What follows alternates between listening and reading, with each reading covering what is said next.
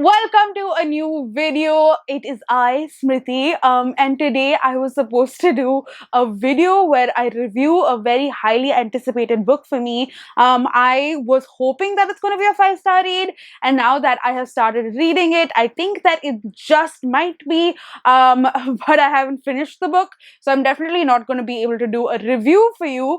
So I thought instead I would come here and just do like a 5-star prediction video and tell you about 5 books that I think are going to be 5-star reads for me. And then once I finish reading them, I would come back and then let's just like talk about them and see like where I stand. I have seen a lot of people on BookTube do this, and I just really like the concept.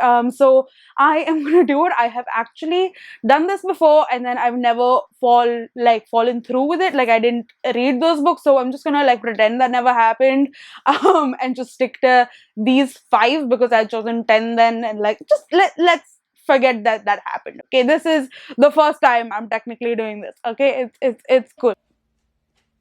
Oh my god, what is that? Oh my god, what is that? So the book that I'm actually reading right now, which I'm really liking, is Will by Will Smith. This is his memoir and he talks about his life. And I'm definitely going to do a dedicated book review for him.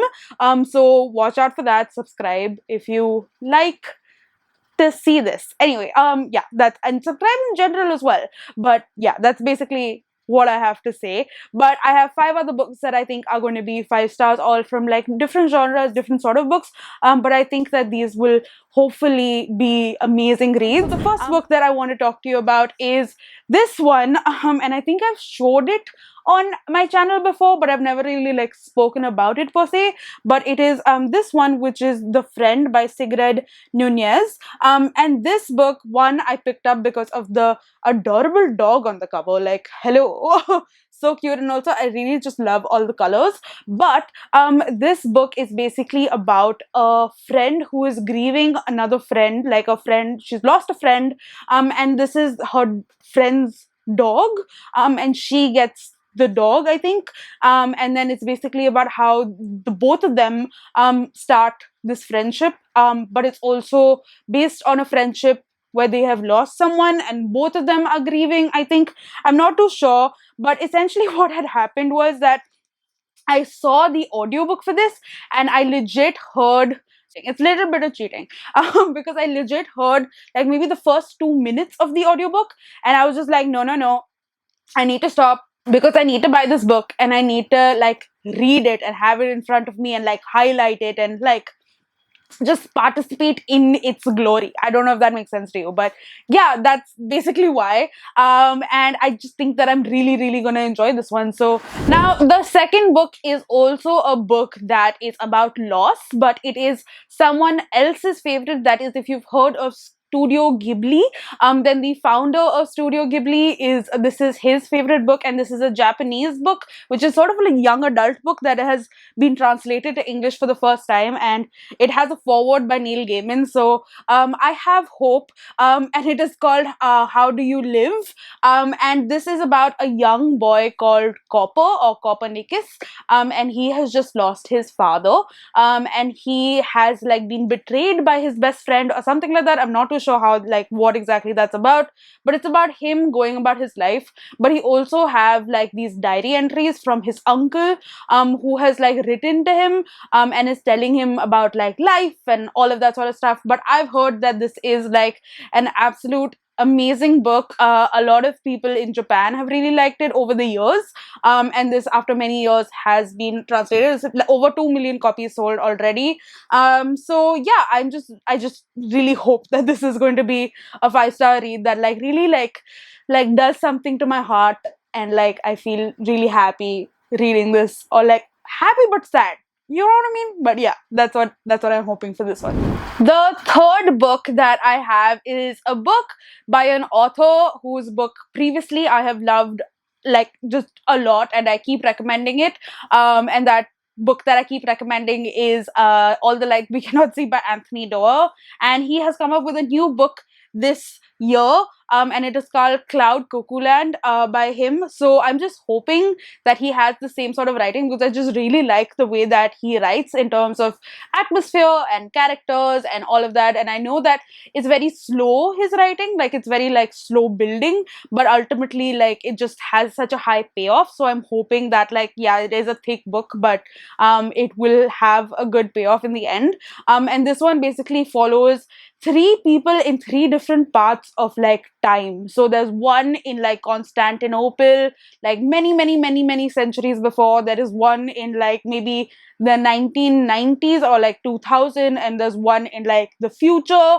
And I don't really know. I think there's like the one in the future is like set in space and stuff like that. I'm not really sure how that works. I don't really want to know too much about this book, but everyone who sort of read this and who likes this genre has really liked this as well. Hopefully, I think so. But yeah, I just have high hopes. And I'm hoping that this is going to be a 5-star read for me. For the next book, I'm veering off in a very different direction. That is of sci-fi, and that is not usually a genre that I read too often. Hence, I'm like, I don't know why I'm putting this in 5 stars, but I just really liked the concept, and I've heard exceptional thing about this author, but also of this new series that she's starting, which is like of a novellas of sorts. And this is a psalm for the time being or the well-being or something like that. You can see it over here, by Becky Chambers. Now, Becky Chambers has already written quite a few books, one being a huge series that I really want to start reading. But I feel like just I want to get like a snippet of her like writing and the way that she does things with this one. So this is basically about a time in our world where the technology attains like self, like they basically like self actualize, like technology self actualizes, and they get their, like basically they can think for themselves, and they decide that like they don't want to deal with humans, and they go into like, basically we're living now in a world where there's no technology anymore because technology has self actualized and decided to like go away. So yeah, so now what has happened many years later is that a robot has come, and he meets like this tea monk, like a tea monk, and he wants to know how robots can help humanity and what does humanity need. And I think that it's going to be really interesting in terms of like understanding what the world will look like without technology, but also to understand what does the world really need. So I'm hoping there is like a bit of philosophy and a bit of like interesting characters and all of that sort of stuff. And I'm just really looking forward to reading this one. Hopefully it will be really fun. And then the last book that I have is Two People on Vacation. There's like a UK version of this and like a US version of this thing, but it's by Emily Henry, who has written Beach Read previously. That's one of her books, I think, last year that did extremely well.